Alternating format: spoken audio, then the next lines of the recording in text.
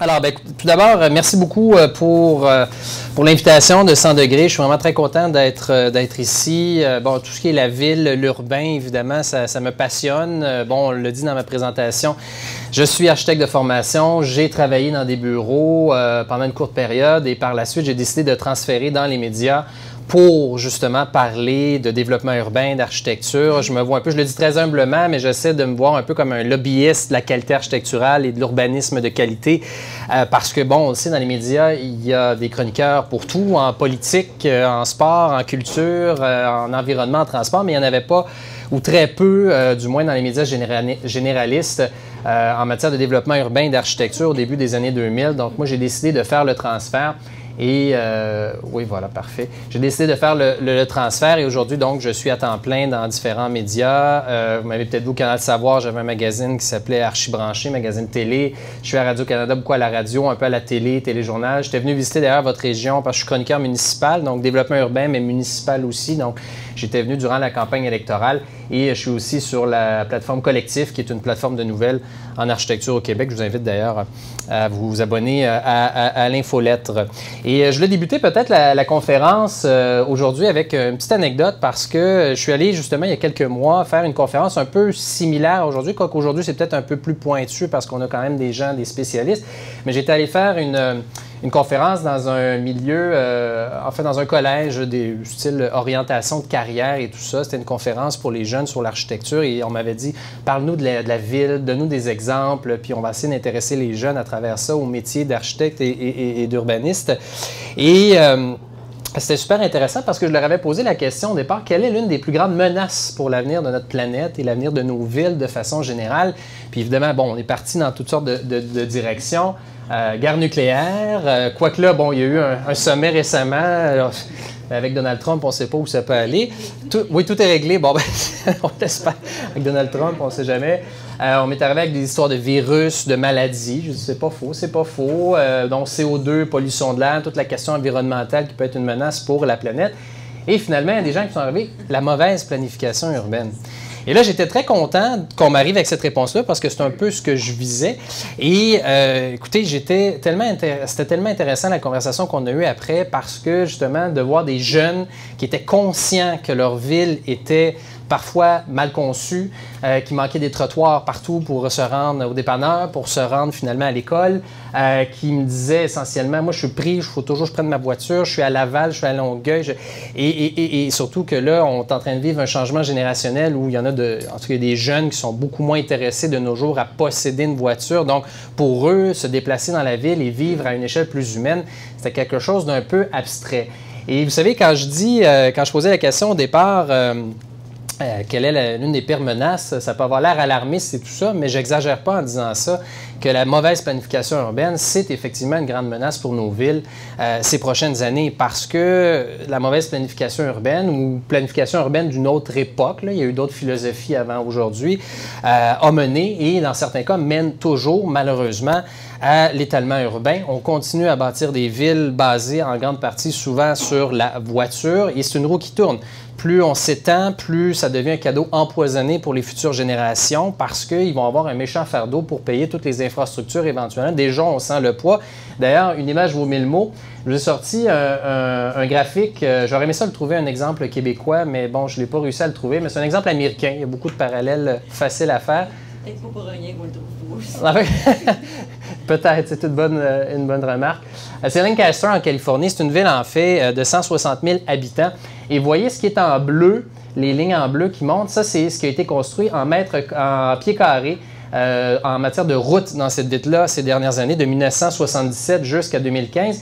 Et ce qui est en rouge, les autres barres qui viennent croiser ici, ça, c'est ce qui a dû être reconstruit ou la maintenance, finalement, à travers les années. Et ça, c'est un graphique qui représente des pieds carrés qu'on a dû construire ou reconstruire dans cette ville-là.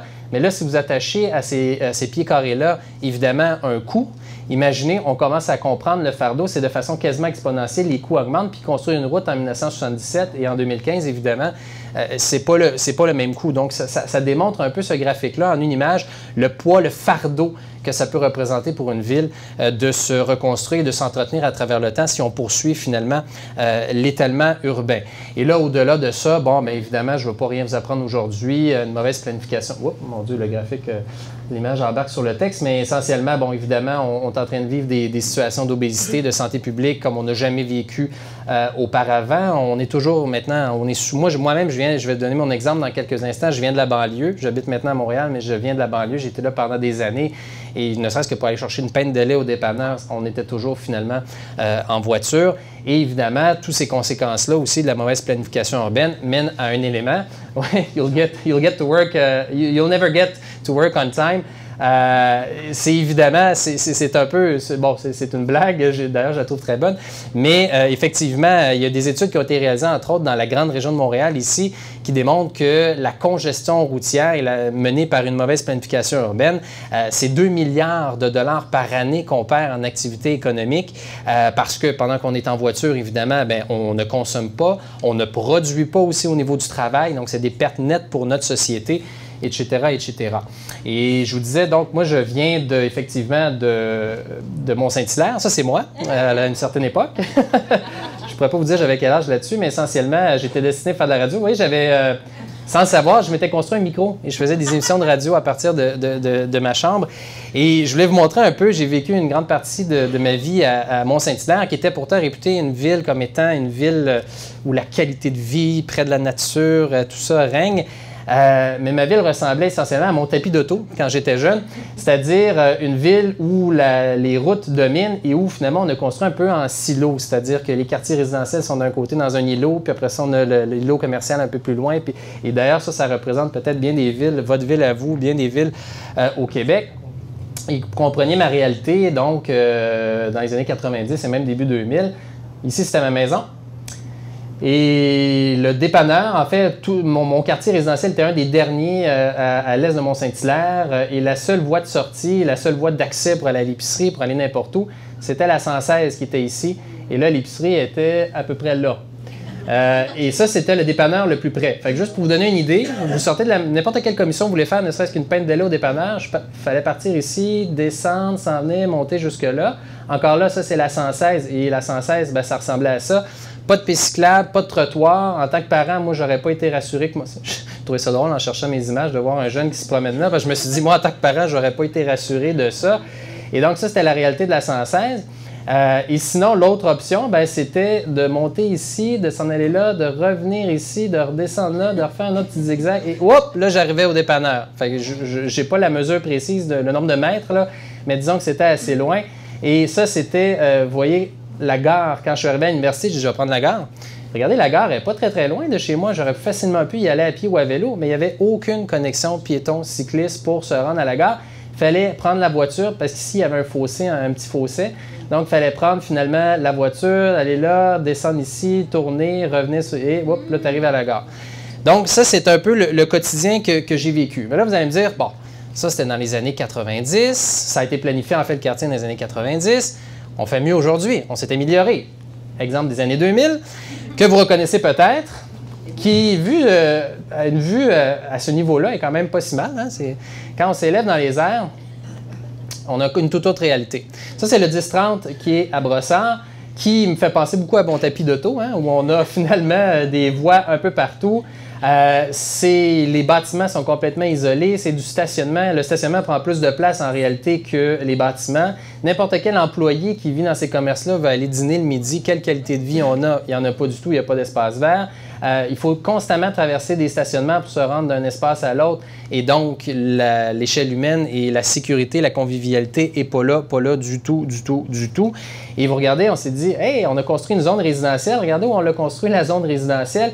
Complètement isolé et isolé par des frontières ici je suis convaincu que les gens qui habitent là pour se rendre au 10-30 doivent probablement prendre leur voiture, même s'ils sont à vol d'oiseau, constamment collé parce qu'encore là, il y a des fossés puis des bassins de rétention d'eau ici et ça. Donc, on a conçu la ville de cette façon-là un peu, et ça, c'est au début des années 2000, alors que c'était un champ, on pouvait faire ce qu'on voulait. C'est pas un bout de ville qu'il fallait repenser, c'était une conception qui partait complètement de zéro. Et là, vous dites, ouais, mais ça, c'est le début des années 2000, on est rendu en 2018, on est rendu meilleur que ça. Ben oui, dans certains cas, je vous avoue, dans certains cas, on s'améliore. On va d'ailleurs présenter quelques exemples dans pas très, très long.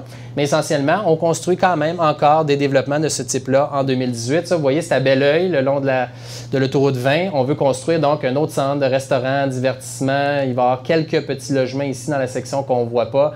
Mais encore là, c'est des bâtiments qui sont complètement isolés avec un stationnement et tout ça. Et on va construire ça où? Finalement complètement à l'autre bout de la ville, alors que l'autoroute aurait peut-être dû être une frontière psychologique pour dire on ne franchit plus, pour ne pas étaler la ville de Belleuil, alors que c'est des champs et des terres agricoles. Ici, on aurait peut-être dû freiner ici, freiner à l'autoroute. Bien, finalement, on l'a traversé, puis on va construire ça ici. Et encore là, c'est quoi le meilleur chemin pour se rendre là, alors que les résidents sont tous ici? Il y a une petite piste cyclable, je crois, qui se rend là, mais au niveau du piéton et tout ça, bref, c'est une zone qui, encore là, va être accessible uniquement en voiture.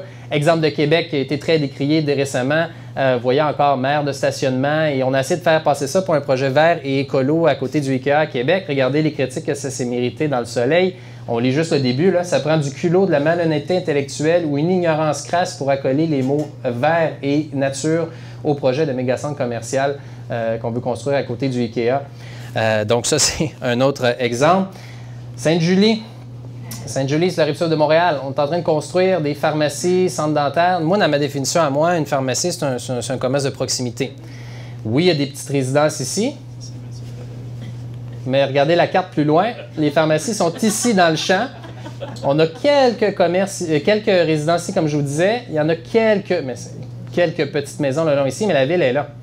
Donc, comment on va accéder ici à cette... Et ça, c'est en train de se construire, là. C'est pas fini. En fait, il y a des commerces qui ont déjà habité, mais je pense que les constructions, je passais récemment, n'étaient pas terminées. Donc, finalement, la dépendance à la voiture puis l'échelle humaine, on l'a complètement oublié. Et dans certains cas, pour parler un peu de votre région, on construit littéralement, on est à Terrebonne, on construit la ville littéralement d'eau aux résidents. Donc, on a ici des services comme le CLSC et autres dont la porte d'entrée donne sur l'autoroute ici. Et on s'est même assuré d'avoir une belle barrière végétale qui bloque les résidents pour venir finalement dans les commerces. Donc, on doit faire un détour pour finalement y accéder. C'est peut-être bon côté marketing pour les commerces parce qu'on a une belle visibilité sur l'autoroute, mais pour les résidents, l'échelle humaine et le quartier, bien, on repassera.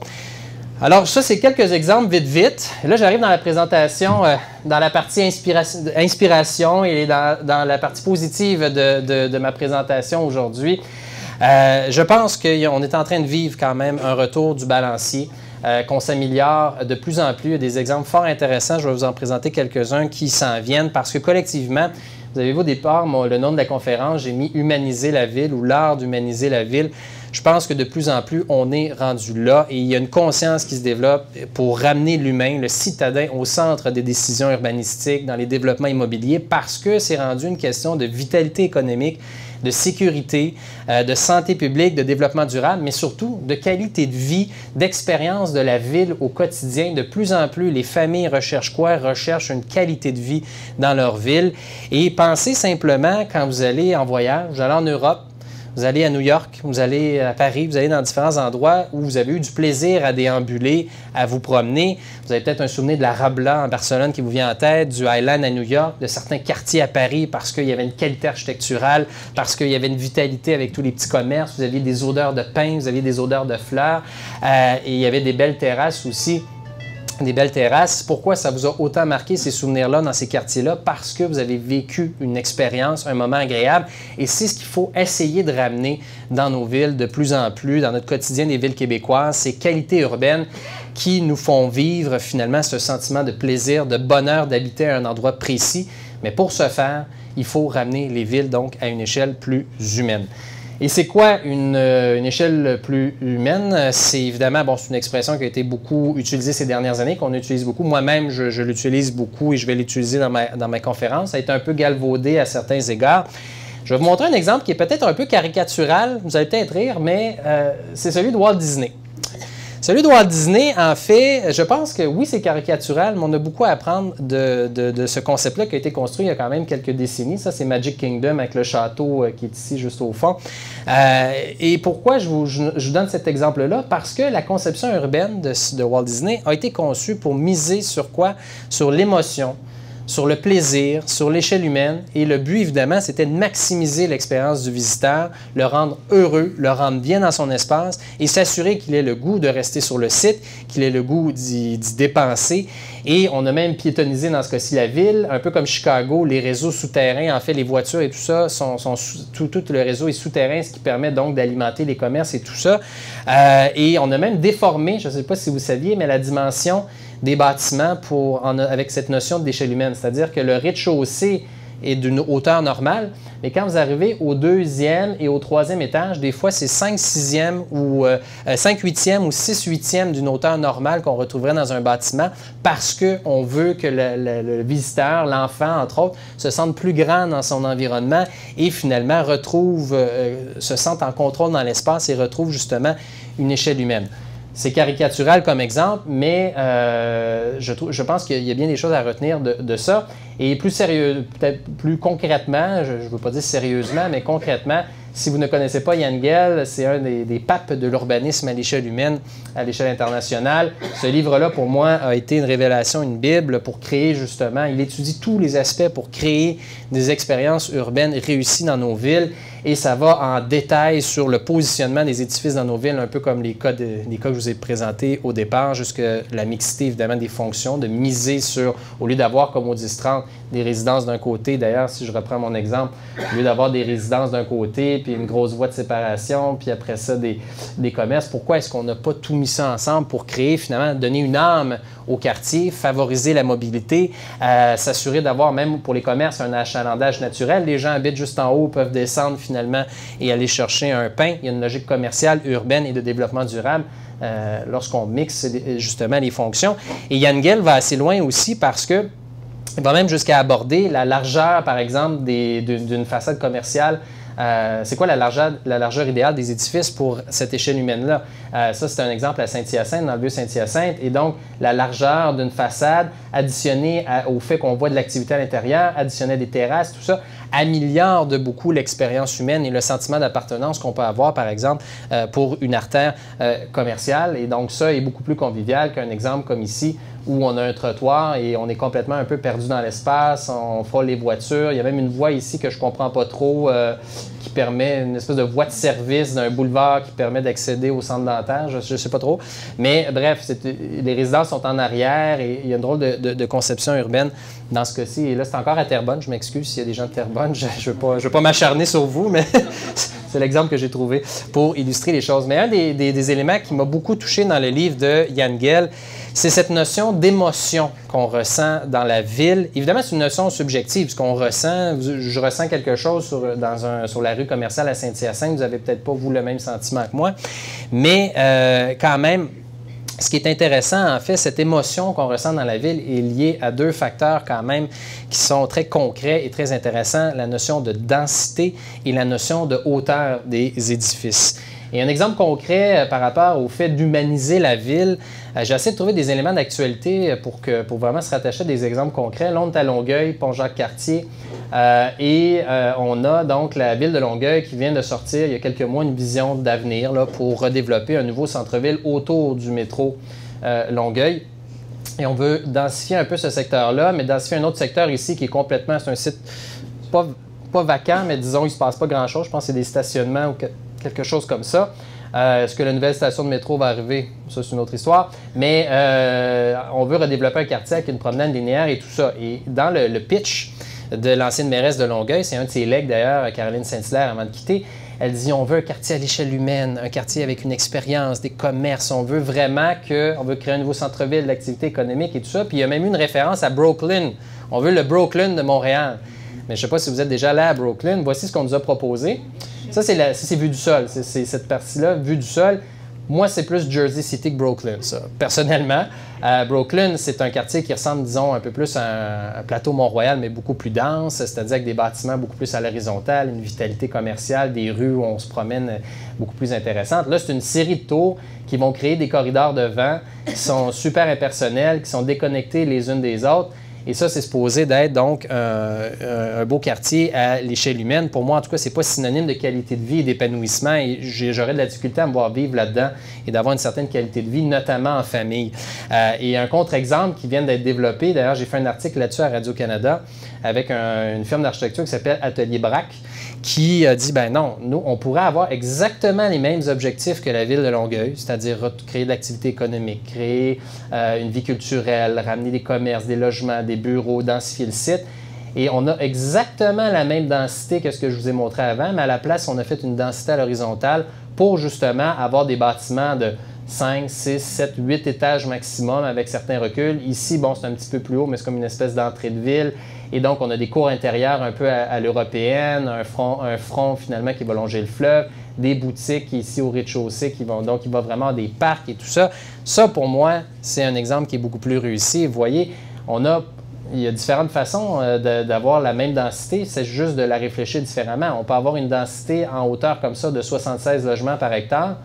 On peut l'avoir la même densité, 76 logements par hectare, en utilisant le site de façon complètement différente. Puis si on veut faire des bâtiments un petit peu plus hauts que ce qui est ici, bien, vous voyez, il y a une autre façon de faire avec des espaces verts et tout ça, mais on va obtenir la même densité. Mais on s'entend qu'ici, on risque d'avoir une qualité de vie ici aussi beaucoup plus intéressante que dans un îlot comme ça, surtout.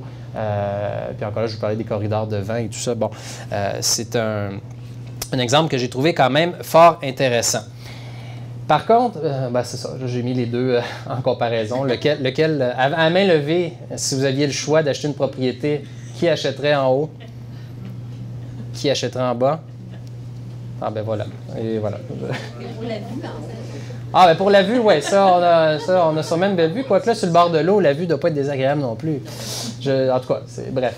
Mais quand même, ça, je vais sauter ça, je vais manquer de temps. Mais essentiellement, par contre, ce que nous amène la ville de Longueuil, par contre, ce qui est intéressant, puis je pense que c'est ça qu'il faut retenir, c'est que la vision est intéressante de dire on va redensifier un secteur qui est inutilisé, qui pourrait être beaucoup plus dense. Il y a une station de métro, la seule sur la rive sud de Montréal. Et le grand défi des villes du 21e siècle, ce sera ça. Ce ne sera pas nécessairement de s'étaler, mais ça va être de continuer à croître, évidemment, mais sans s'étaler en redéveloppant des secteurs pour le développement économique, parce que la croissance, on n'a pas le choix. La croissance est vitale, on le sait, les municipalités, la première source de revenus, ce sont les taxes foncières, c'est le développement immobilier. Là, l'UMQ a évoqué la possibilité d'avoir un point de pourcentage de la TVQ. Puis là, M. Couillard s'est engagé, puis je pense que Legault aussi s'est engagé, si jamais il devienne premier ministre, à finalement donner d'autres sources de revenus aux villes. Mais pour l'instant, c'est la taxe foncière, donc on n'a pas le choix de miser sur le développement immobilier. Cela dit, on peut miser, en fait, une des options pour croître sans s'étaler, c'est de miser sur le redéveloppement de certains segments de la ville pour générer des taxes, mais de faire aussi une pierre deux coups, c'est-à-dire d'en profiter pour ramener une échelle humaine. Et ça, c'est un bel exemple. Je pense qu'on reconnaît tous ce genre de centre commercial-là. On l'a à peu près tous dans nos villes. Je suis convaincu que peu importe d'où vous venez ici, vous avez ce genre d'espace-là dans vos villes avec des stationnements, tout ça, une espèce de boulevard principal. Et le défi, justement, c'est de dire, est-ce qu'on peut réussir à ramener peut-être, à densifier certains sites? Un stationnement, ça ne rapporte pas grand-chose en taxe municipale, puis ça ne crée pas beaucoup de valeur dans une ville. Est-ce qu'il y a moyen de ramener de l'activité commerciale, de ramener le front de la rue ici, près d'un boulevard principal pour créer de l'activité, pour donner de la visibilité aux commerçants, pour avoir du stationnement à la place souterrain? D'ailleurs, j'ai un peu parlé de Terrebonne en mal au départ, mais justement, quand je suis venu à l'automne dernier en campagne électorale, l'ancien maire me donnait l'exemple, j'essaie de me souvenir du nom de la rue, mais où justement l'objectif, on avait plein de bâtiments de ce type-là, comme en haut sur l'image ici, et son but, c'était, déjà on commençait avec des constructions sur le bord de la rue pour ramener un fond de rue, et ça, c'était, je pense, une très belle initiative. J'ai l'impression que le prochain maire va probablement aussi, le maire actuel va probablement poursuivre cette vision-là. Je vais accélérer un peu parce que je pense que je vais manquer de temps, mais essentiellement, Donc, c'est ça. Donc, de densifier des terrains existants. On a tous ce genre de boulevard générique-là qu'on retrouve dans n'importe quelle ville. Je vais donner 3 exemples ici. J'aurais pu mettre Mascouche, l'Assomption, Terrebonne. Je suis certain qu'on a ce genre de boulevard-là. Bien, au lieu d'avoir ça, est-ce que, et ce genre de, ça c'est vue de rue, au lieu d'avoir ça, est-ce qu'on ne pourra pas avoir à la place de densifier et de ramener un front de rue intéressant? Ça, c'est un exemple européen. C'est pour ça qu'il y a un tramway d'ailleurs. Ça me fait beaucoup penser d'ailleurs au boulevard Taschereau. Là, c'est un autre, on sort de votre région, mais le boulevard Taschereau, si vous connaissez sur la rive sud de Montréal, ça fait des années qu'on a un boulevard qui ressemble à ça, puis qu'on dit qu'il faudrait ramener des fonds de rue, enlever des stationnements de surface, créer de l'activité économique. Et on parlait même justement d'un tramway éventuellement qui pourrait desservir tout le boulevard Taschereau. Mais si on enlève le tramway, c'est le genre de scénario qui pourrait s'adapter à plusieurs villes ici présents. Les centres commerciaux, ça, c'est le travail d'un étudiant de l'Université Laval qui s'appelle Grégory Taillon, qui vient tout juste de terminer comme architecte. Et lui, son cas d'étude à la fin de son... c'est bac ou maîtrise, je ne suis plus certain, je pense que c'est la maîtrise, c'est la place Longueuil. Il s'est dit, bien, pourquoi ça, c'est un grand centre d'achat, mais avec évidemment beaucoup d'espace perdu, aucune connexion avec le voisinage, complètement isolé, le stationnement encore là ne rapporte pas beaucoup de valeur foncière. Souvent ici, il y a des sections de stationnement qui ne sont jamais remplies, donc qui ne servent à rien. Il s'est dit, pourquoi est-ce qu'on ne ferait pas à la place?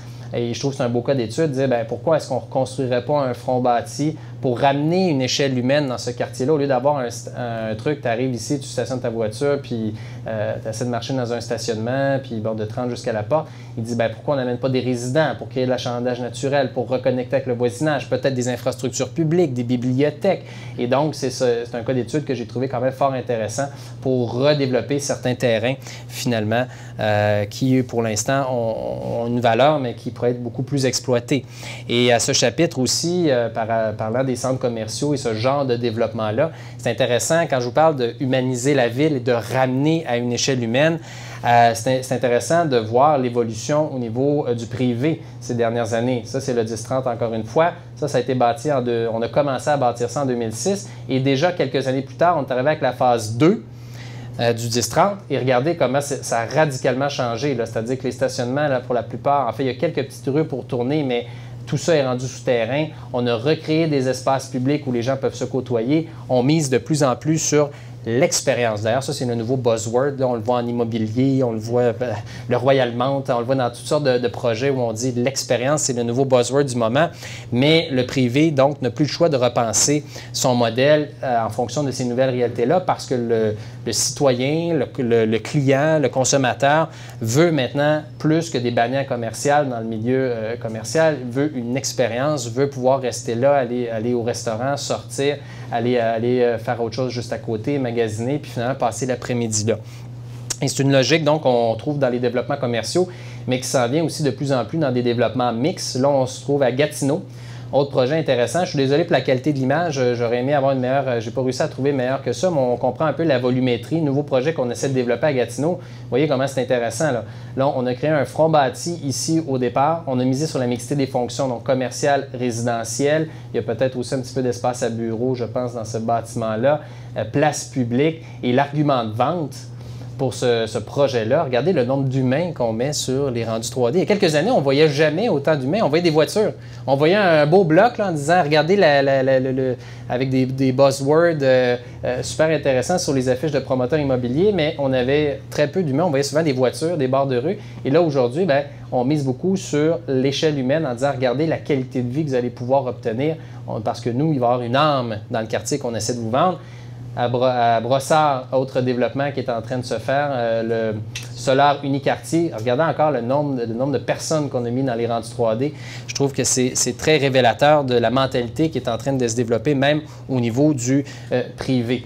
Et même le défi aussi, en passant, ça c'est à côté, il y a une station du REM aussi qui s'en vient là, donc ça va devenir un TOD, là, un Transit Oriented Development, avec une station de train qui va mener directement à Montréal. Donc, le défi des villes, ça c'est un nouveau projet qui se développe à partir d'un champ, mais le défi des villes, que ce soit Mascouche, Terrebonne, l'Assomption et autres, c'est d'essayer justement de ramener une échelle humaine à différents niveaux dans les quartiers, de réhumaniser. Et pour terminer, avant de procéder à la discussion, je vais vous montrer peut-être quelques petits cas d'inspiration en rafale de lieux qui sont existants, puis comment on peut les transformer justement pour ramener une échelle humaine, une qualité de vie et autres.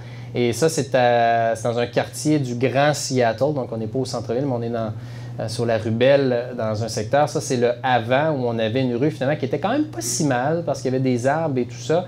Mais vous voyez, on a fait une revitalisation complète de ce secteur-là où on est venu mettre une rue partagée. Et donc, au lieu d'avoir complètement des véhicules motorisés qui viennent s'imposer dans l'espace public, bien, on a décidé, ici c'est tous des petits commerces dans un secteur commercial, de dire, bien, on va avoir une rue partagée où la voiture va nécessairement devoir ralentir et où justement les piétons vont avoir, regardez comment c'est beau. Moi, honnêtement, je trouve ça fantastique comme exemple, où justement les piétons ont de l'espace pour, tu peux relaxer, il y a une espèce de barrière visuelle et environnementale verte par rapport à la rue, il y a des supports à vélo, bref, je trouve que c'est un bel exemple de transformation de rue pour amener ça à une échelle plus humaine.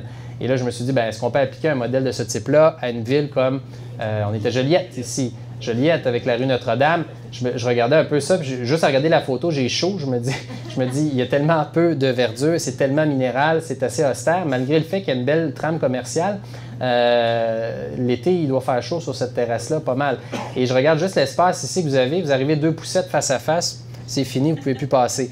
Donc, je me dis, est-ce qu'un exemple comme le précédent pourrait devenir une inspiration peut-être pour un exemple comme Joliette, sans dire on enlève la voiture puis piétoniser, on n'est pas là, mais juste de dire on va revoir le partage de la route, on va verdir un peu et ça pourrait devenir un facteur de développement économique intéressant pour les boutiques qui sont dans ce secteur-là. Autre exemple un peu similaire, ça c'est à Halifax. C'est rare qu'on cite cette ville-là en exemple, mais je trouvais ça intéressant justement de sortir un peu des classiques comme Portland et tout ça, ou les pays scandinaves.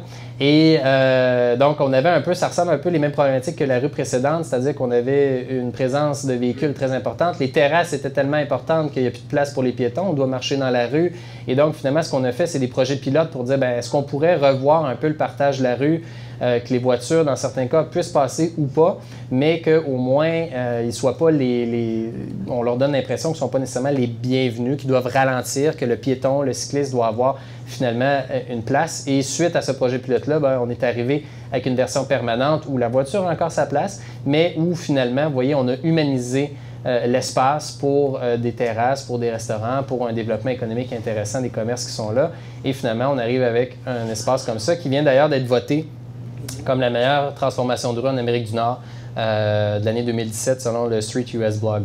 Donc, je trouve ça fort intéressant comme exemple. Puis pour terminer, je me suis dit, allons-y même avec des petits secteurs résidentiels auxquels vous pouvez peut-être vous référer. Ça, c'est encore des travaux d'étudiants à l'Université Laval à Québec. Beaucoup de talent là-bas. Et vous voyez, petite rue résidentielle qui, somme toute, a peu de personnalité malgré le caractère historique de certains bâtiments. Et là, ils se sont dit, bien, est-ce qu'il y a moyen de densifier, de relancer un peu, de donner plus, de créer une vie un peu sur cette rue-là, parce que ça a l'air, malgré le fait qu'il y a peut-être des gens, en tout cas, ça a l'air un peu mort, ils se sont dit, bien, peut-être qu'on pourrait revoir un peu l'espace. Vous voyez, le bâtiment qui est ici abandonné, placardé, remplacé par, encore là, une échelle 3 étages. On vient de densifier un petit peu. On vient finalement de verdir, de donner une petite piste cyclable. Donc, finalement, pour les familles et tout ça, bien, on vient de donner de la valeur aux propriétés aussi. Ça, c'est intéressant. Même chose pour une autre petite rue très similaire. Vous voyez, terrain vague ici, la voiture qui a quand même beaucoup d'espace, les trottoirs qui sont extrêmement minces. Est-ce qu'on peut arriver à une version où on a élargi le trottoir de ce côté-là? Les plantations ici sont devenues aussi des fosses pour absorber l'eau, finalement, donc la gestion des eaux de pluie. Mais en même temps, c'est venu délimiter une zone de stationnement. On le voit ici avec la courbe, c'est délimiter une zone de stationnement et la voiture, par défaut, doit ralentir parce que le corridor est beaucoup plus serré. Et donc, finalement, par défaut, on ralentit. Ça amène une qualité de vie en ville, ça fait ralentir les voitures, c'est meilleur pour les familles. Puis encore là, on a construit ici sur le bâti, ici et ici. Et donc, finalement, on a réussi à dynamiser une rue existante depuis longtemps en lui redonnant un peu de caractère et un peu de... Ben voilà, un peu de caractère. Alors, écoutez, je vais m'arrêter ici parce que j'aurais pu continuer longtemps. Mais en tout cas, j'espère que j'ai essayé un peu de vous inspirer à travers tout ça. Puis, on peut procéder donc à la discussion. Mais très content d'avoir eu la chance de vous parler un peu de l'art d'humaniser la ville.